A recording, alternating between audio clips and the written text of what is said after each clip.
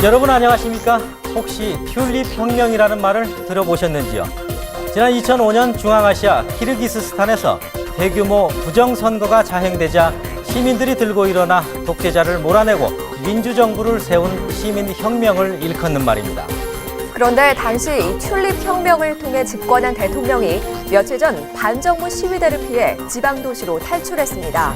야당 연합이 정권 장악을 선언하고 과도 정부를 출범시키면서 현 키르기스스탄 정권은 사실상 붕괴됐습니다. 특파원 현장 보고 긴박하게 돌아가는 키르기스탄 소식으로 시작합니다.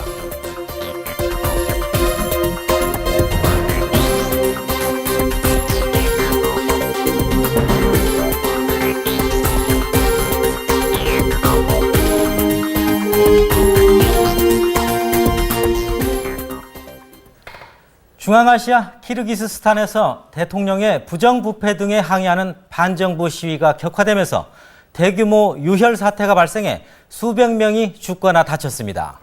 키르기스스탄에는 미국과 러시아의 군 기지가 있는데요.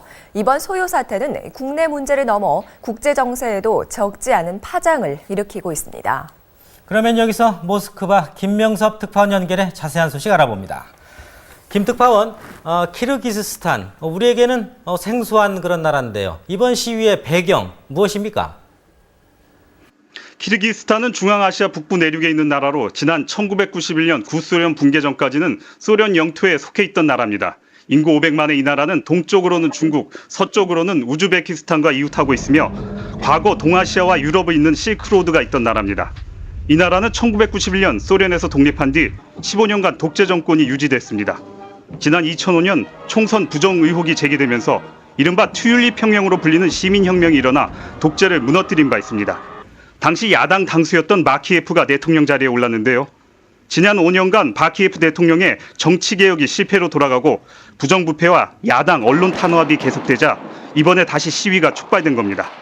특히 정부가 올해 초 야당 인사를 구금하고 공공요금을 최고 5배까지 갑자기 인상하자 시민들이 이에 반발해 대통령 사임을 요구하며 사태를 벌이게 됐습니다. 사상자가 600여 명에 이르는 것으로 알려져 있는데 왜 이렇게 많은 희생이 생긴 건가요? 반정부 시위는 지난 6일 북서부 도시 탈라스 시청사 앞에서 시작됐습니다. 이어 지난 7일 수도 비슈케크에서 시위대들은 대통령 청사 진입을 시도했습니다. 시위대들은 정부 청사와 의사당, 국영방송국을 공격했는데요. 무장경찰들은 처음에 최루탄과 물대포, 고무총탄 등을 쏘며 시위를 진압하려고 했습니다. 그러나 흥분한 시민들의 시위가 걷잡을 수 없을 정도로 격화되자 무장경찰들이 실탄 발포를 시작했습니다. 일부 시위대들은 이미 총을 준비해 무장한 상태였기 때문에 쌍방간에 무차별 총격전이 발생해 어제까지 사망자 75명과 부상자 600여 명이 발생한 것으로 파악되고 있습니다. 이런 유혈 사태가 확산되자 바키예프 대통령은 지난 7일 밤 일부 수행원들과 함께 비행기를 타고 수도 바키예프를 탈출했습니다. 네, 일단 야당 연합을 중심으로 한 과도 정부가 구성됐죠. 현재 상황은 어떻습니까? 예, 지난 7일 이미 야당 연합과 시위대들은 의사당과 국영방송국을 점거했습니다. 대통령이 떠난 뒤 시위대들을 이끄는 야당 연합이 군과 경찰을 장악하면서 바키예프 정부는 전복됐습니다. 야당 연합은 지난 8일 앞으로 6개월 안에 선거를 치를 계획이며 그동안 과도 정부를 구성해 국정을 운영하겠다고 밝혔습니다. 과도 정부는 더 이상의 희생을 막기 위해 현재 몸을 숨기고 있는 바키예프 대통령이 자진해서 사임할 것을 촉구했습니다. 오툰바에바 과도 정부 지도자의 말을 들어보겠습니다. Ему гарантируем безопасность, только его, лично его безопасность ухода, если он сложит свои полномочия. У нас никаких переговоров на этот счет не будет. Вот смерть 75 людей, я думаю, что это ответ на всякие его попытки. 과도 정부는 현재 질서를 회복하는 데 주력하고 있습니다. 오툰바에바 수바는 러시아 푸틴 총리에게 전화를 걸어 경제 지원을 요청했고 푸틴 총리는 인도주의 차원에서 협력하겠다고 밝혔습니다. 어제 대표단을 러시아 모스크바에 파견해 러시아 관리들과 협조 방안을 논의했습니다. 한편 과도 정부는 어제를 희생자 추모의 날로 지정했습니다. 어제 수도 비슈케크의 대통령 청사 앞에서 수천 명의 시민이 참석해 지난 시위 때 숨진 희생자들을 위한 추모식을 거행했습니다. 네, 현지 우리 교민들의 피해도 우려됐는데 다행히 사상자는 없다고요. 예, 어제 과도 정부에서 파악한 사상자 명단이 공개됐는데요. 다행히 800여 명의 한국 교민 가운데 희생자는 나오지 않았습니다. 다만 시위 도중 그 혼란을 틈타 수도 비슈케크에서 약탕의 행위가 벌어졌는데 한 교민이 운영하는 상점이 폭도들에게 털리는 일이 벌어졌습니다. 키르기스탄 한국 대사관 엄기영 영사의 말을 들어보시죠. 꼭 저희 한국 상점을 겨냥해서 그런 건 아니고 네.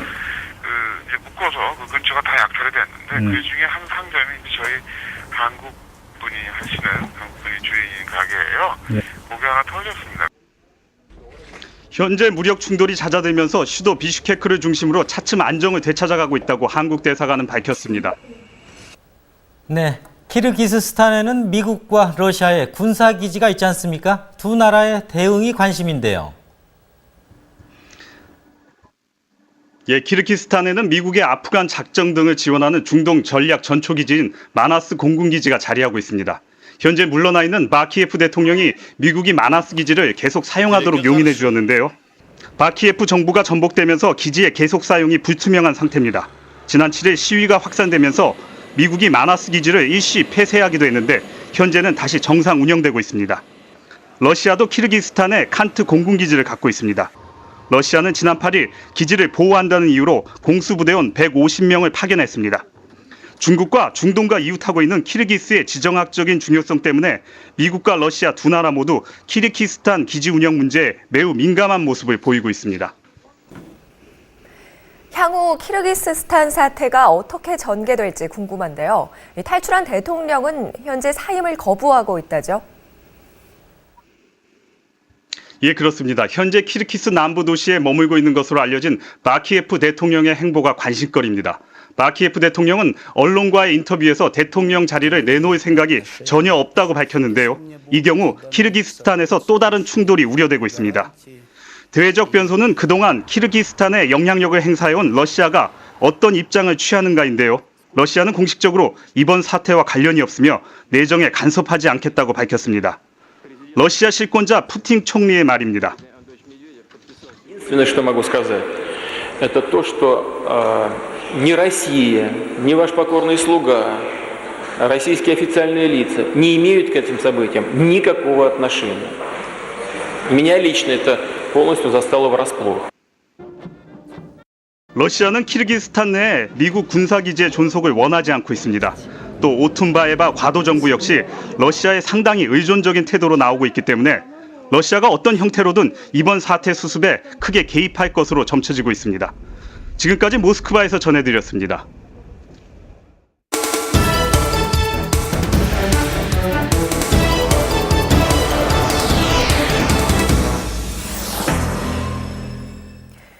원유 운반선 3호 드리모가 인도양에서 소말리아 해적에 납치된 지 엿새가 지났습니다. 3호 드리모는 현재 소말리아 해안으로 끌려가 있는 것으로 알려지고 있는데요. 배에 타고 있는 선원들 신변에는 별 이상은 없죠. 네, 그렇습니다. 한국인 선원 5명이 지금 배에 있는데요. 지금까지 전해진 소식에 따르면 모두 안전하다고 합니다. 몸값을 받아내는 것이 해적의 목적이니까 협상도 본격화되겠죠. 몸값을 받고 풀어주는 게 이제 정해진 수순이 된 것 같습니다. 소말리아 해적 소굴로 불리는 아덴만 해역을 이영풍 순회 특파원이 다녀왔습니다. 서울에서 7,000km, 아프리카의 뿔로 불리는 소말리아 북쪽 푼틀랜드 바다입니다. 갑자기 예멘 국기를 단 해적선이 나타났습니다. 전 속력으로 달려 한국 상선의 꼬리 쪽으로 접근합니다. 청해부대 링스 헬기가 출격합니다. 당시 두 척의 우리 상선이 포함돼서 함께 이동하고 있는 6척의 상선단에 두 척의 해적선이 고속으로 27나트로 접근해가지고 700m까지 접근해가지고 위협을 하고 있는 그런 상황이었습니다.